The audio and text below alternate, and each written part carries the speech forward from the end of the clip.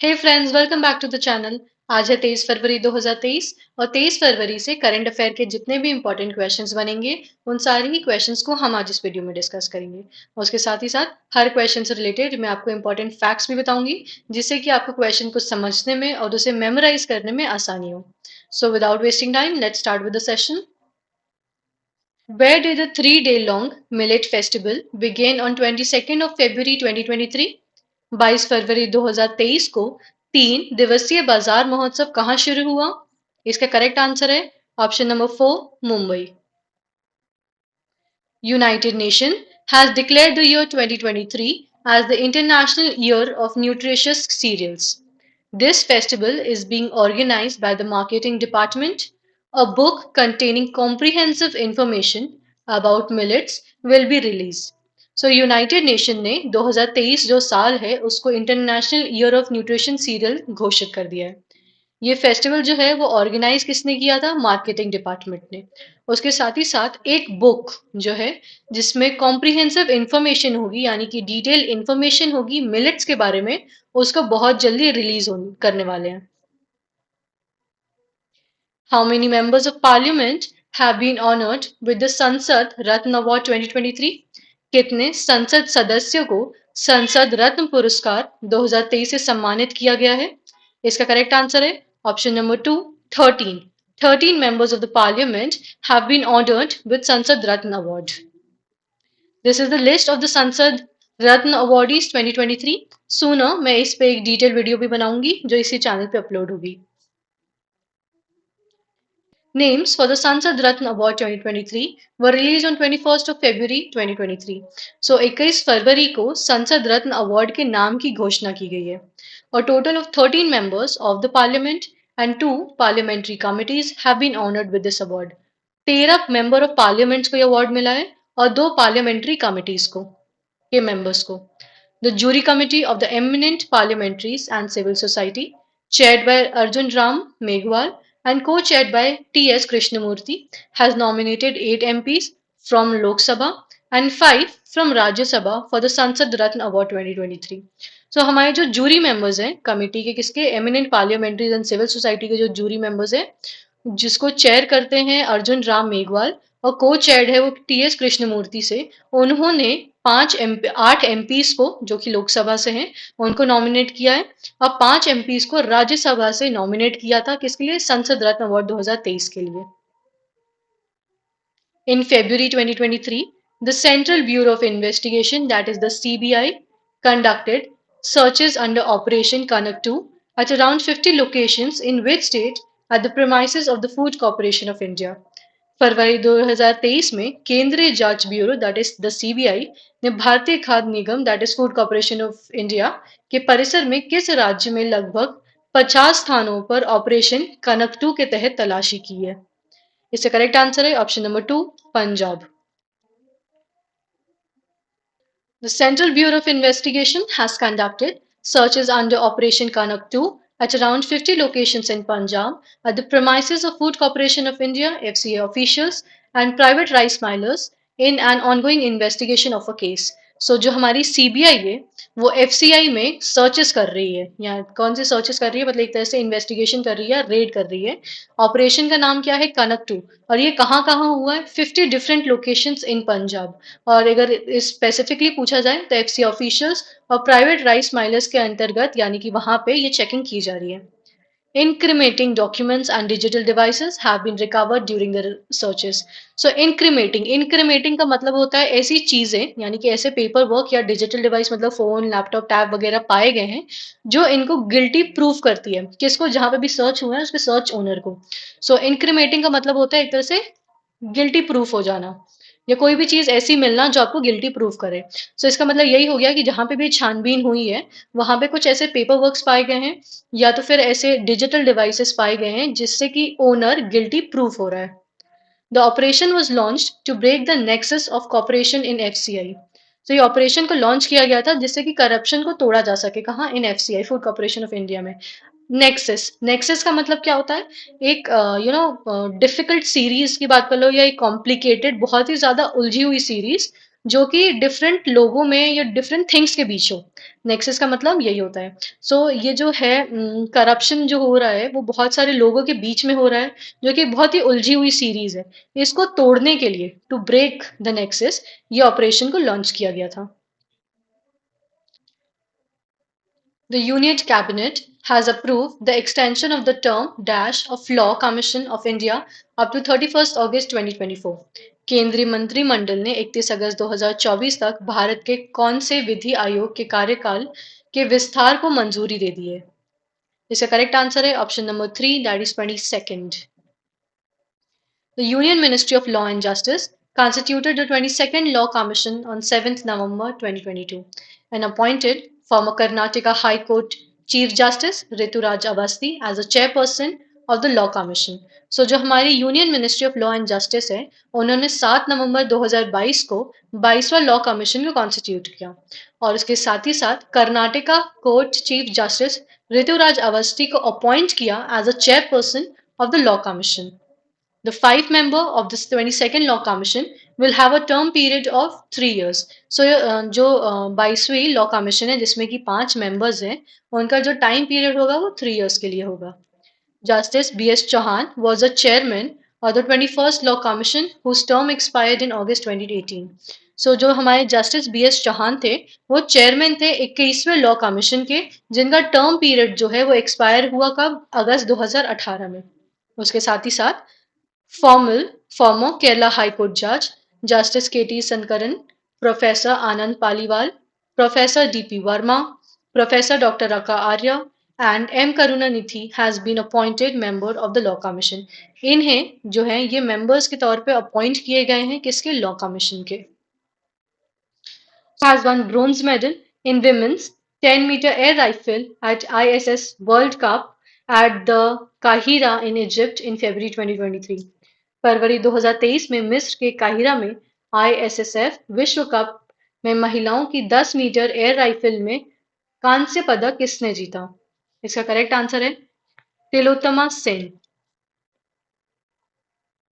India's Tilotama Sen has won bronze medal in the women's 10-meter air rifle at ISSF World Cup at Kahira in Egypt.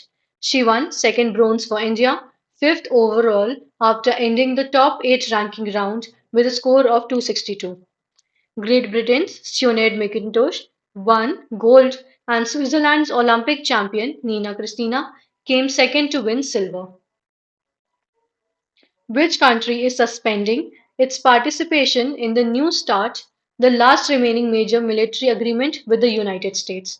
कौन सा देश new start संयुक्त राज्य America के साथ अंतिम शेष प्रमुख सेना समझौता में अपनी भागीदारी को निलंबित कर रहा है? इसका करेक्ट आंसर है option number 3, that is Russia. Russian President V. Putin has announced that Russia is suspending its participation in the New START, the last remaining major military agreements with the United States.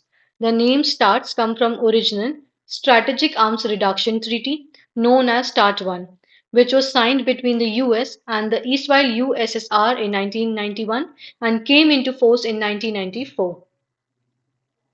The Ministry of Education and various stakeholders are working to set up the Digital University by announced in 2022 Union Budget।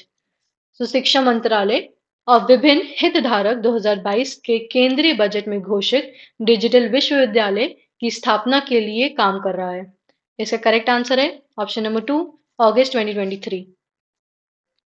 The Ministry of Education and various stakeholders are working to set up the Digital University announced in 2022 Union Budget by August 2023. The university will offer a whole gamut of qualification certificate programs, diplomas, and degrees. As proposed by the University Grant Commission, that is UGC, there won't be any limit on the number of seats। सो ये जो बात हो रही है, जो digital university को हम setup करने वाले थे, जिसकी बात हुई थी 2022 के यूनियन बजट में, उसको अगस्त 2023 तक कर दिया जाएगा। तो यूनिवर्सिटी जो होगी वो होल एक मतलब क्वालिफिकेशन सर्टिफिकेट देगी प्रोग्रामर्स को, डिप्लोमास को, डिग्रीज वगैरह ये देने वाली है, प्रोवाइड करने वाली है। उसके बाद जैसे-जैसे कि किया है as proposed by the UGC, university grant commission, कि इसमें सीट्स की कमी नहीं होने वाली है। मतलब कोई भी सीट लिमिट इसमें नहीं होगी। जैसे बहुत सारी जगह पे होती है कि सिर्फ़ 100 सीट होंगी या 1000 सीट होंगी या सिर्फ़ 1 लाख सीट्स होंगी, तो इसमें कोई सीट लिमिट नहीं है। Anyone who has passed class 12 would be eligible for the admission. किसी ने भी, कोई भी व्यक्ति जो 12वीं पास है, वो इसमें एडमिशन लेने के लिए एलिजिबल है। वहीं दूसरे आहत पे की बात करें, मतलब दूसरे दोस्त की बात करें, some of the challenges include stable digital connectivity, availability of devices, the attention span of student and the delivery style of online content। ये सारी चीजें जो होंगी मैटर करेंगी। Which of the following has become the first city in the United States to ban discrimination based on caste? निम्नलिखित में से कौन सा संयुक्त राज्य अमेरिका में जाति के आधार पर भेदभाव को स्पष्ट रूप से प्रतिबंधित करने वाला पहला शहर बन गया है? इसका करेक्ट आंसर है option number 4, that is Seattle. The city council in the capital of Washington state voted to add caste to the city's anti-discrimination law. So जो सिटी काउंसिल है कहाँ की, कैपिटल ऑफ वॉशिंगटन स्टेट के, उनका कहना ऐसा है कि जो सिटी की एंटी डिस्क्रिमिनेशन लॉ है उसमें कास्ट को भी ऐड किया जाए। A 2016 survey by the group found that 1 in 4 Dalit in the US had faced verbal and physical assault, and 2 out of every 3 said that they have faced discrimination at work.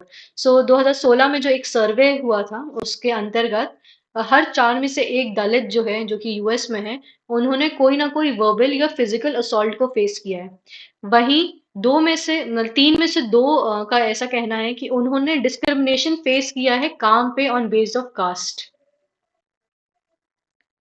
In February 2023, the Union Cabinet approved the signing of an air service agreement between India and which country? फरवरी 2023 में केंद्रीय मंत्रिमंडल ने भारत और किस देश के बीच हवाई सेवा समझौते पर हस्ताक्षर करने की मंजूरी दी है? इसका करेक्ट आंसर है ऑप्शन नंबर 3, इट्स गयाना और गुआना। आपके ऊपर प्रोनाउंसिएशन है, इसको हम दोनों तरह से प्रोनाउंस कर सकते हैं, या तो गयाना या it is Guana. It will come into force after the exchange of diplomacy note shall confirm that both sides have completed the necessary internal procedures for the entry into the force of agreement. So ये जो force में आने वाली है कब आएगी? जब भी डिप्लोमेसी नोट्स एक्सचेंज हो जाएंगे। और डिप्लोमेसी जो नोट्स एक्सचेंज होंगे उससे ये पता चल जाएगा कि जो दोनों ही कंट्रीज हैं उन्होंने बेसिक यानी कि जो नेसेसरी इंटरनल प्रोसीजर्स है उसको कंप्लीट कर लिया है फोर्स ऑफ अग्रीमेंट में आने से पहले, मतलब उसमें एंट्री लेने के लिए। It will create a framework for the provision of air service between the two countries. ये एक फ्रेमवर्क क्रिएट करेगा किस लिए? एयर सर्विस के प्रोविजंस के लिए दोनों ही कंट्रीज के बीच में। The agreement will give a boost to the aviation market and aviation sector in India. इस अग्रीमेंट से इंडिया के जो एविएशन मार्केट है और एविएशन सेक्टर है उसमें एक बूस्ट यानी कि एक इंक्रीज देखी जा सकती है।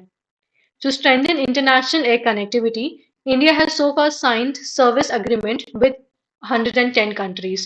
ये जो इंटरनेशनल एयर कनेक्टिविटी को स्ट्रेंथन करने के लिए यानी कि मजबूत करने के लिए इंडिया ने अभी तक जो सर्विस अग्रीमेंट है वो 110 कंट्री से भी ज्यादा के साथ साइन की है। Indians have a sizable presence in Guyana and are the largest ethnic group comprising about 40% of the population. So इस पॉइंट का ये कहना है कि गुआना में अगर हम टोटल पॉपुलेशन की बात करें तो इसमें 40% जो है वो इंडियंस हैं। In February 2023, which country has for the first time recognized the rights of a same-sex couple in the country? फरवरी 2023 में किस देश में पहली बार देश में समलैंगिक जोड़े के अधिकार को मान्यता दी है? इसका करेक्ट आंसर है option number 2, that is south Korea.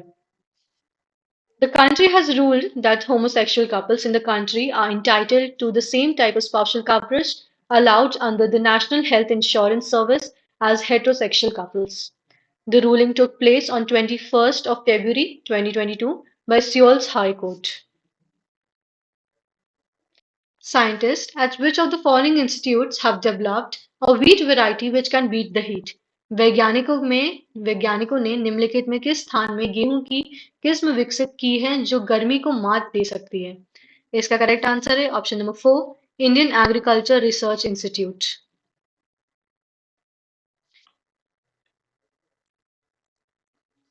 Scientists At the ICAR's Indian Agriculture Research Institute IARI have developed a wheat variety which can beat the heat. The crop when sown in 20 to 25 of October will come up to heading only in 100 to 110 days. Wheat is typically a 140 to 145 days crop planted mostly in November before the middle of the month in Punjab, Haryana, Rajasthan, Madhya Pradesh and the second half and beyond in Uttar Pradesh and Bihar. इसका कहना ये है कि ये जो crops अगर अक्टूबर में 20 या 25 तारीख को सोन किए जाएंगे यानी कि प्लांट किए जाएंगे तो वो शिखर तक यानी ऊपर हेडिंग पे आ जाएंगे 100 से 110 दिन में। वहीं जो वीट टिपिकली जो वीट होती है उसको 140 से 145 दिन लगता है प्लांट कर होने में। और इसको प्लांटली मोस्टली किया जाता है कब नवंबर में और before the middle of the month मतलब 15 नवंबर से पहले इसे प्लांट कर दिया जाता है। कहाँ कहाँ पे होता है ये? पंजाब, हरियाणा, राजस्थान, मध्य प्रदेश और उसके बाद सेकंड हाफ में होता है ये कहाँ? उत्तर प्रदेश और बिहार में से प्लांट किया जाता है। So at the end of the session, there is a question for you that is basically your homework question. इसका जवाब आप मुझे नीचे comment section में ज़रूर दीजिएगा। In February 2023, the Central Bureau of Investigation conducted searches under Operation Kanak 2 at around 50 locations in which state at the premises of the Food Corporation of India. फरवरी 2023 में केंद्रीय जांच ब्यूरो में भारतीय खाद्य निगम के परिसर में किस राज्य में लगभग 50 स्थानों पर ऑपरेशन कनक 2 के तहत तलाशी ली। So do reply in the comment section plus all of you. मैंने अब पहले भी कहा था आज के वीडियो की जो टारगेट है वो 350 लाइक्स है। उसके साथ ही साथ please do like share and comment as much as possible.